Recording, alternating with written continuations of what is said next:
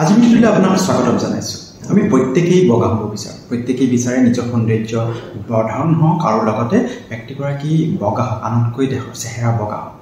আজি আমি দুটা ঘৰুৱা উপায় আলোচনা কৰিম, যিটো ঘৰুৱা উপায় অৱলম্বন কৰি আপুনি ঘৰতে কোনো ধৰণৰ বাহিৰা বস্তু নিকিনাকৈ ঘৰতে কি ধৰণে আপুনি প্ৰয়োগ কৰি আপুনি আপোনাৰ সৌন্দৰ্য বগা কৰিব পাৰিব, অন্যকে আপুনি দেখাত বগা হ'ব পাৰিব।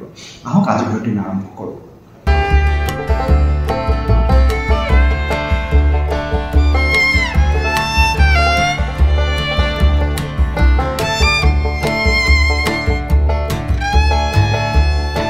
বগা হ'বলৈ প্ৰথম আপুনি আলু আপোনাৰ পেষ্ট বনাই ল'ব। বনাই লৈ তাত 1 চামুচ মৌ মিহলি কৰি সেই পেষ্টটো আপুনি মুখত লগাব। আপুনি ইয়াত ফেচ মাস্ক হিচাপে ব্যৱহাৰ কৰিব।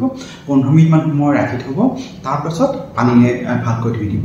এদিন এৰি এদিন আপুনি কৰিব। এই ধৰণে যদি আপুনি এদিন এৰি এদিন কৰে, দেখিব কেইদিনমানৰ ভিতৰতে আপোনাৰ দেহৰ কলা বৰণটো লাহে লাহে বেছি বগা হৈছে, বা আপুনি যিমান বগা তাতকৈ বেছি বগা হোৱা আৰম্ভ হৈছে।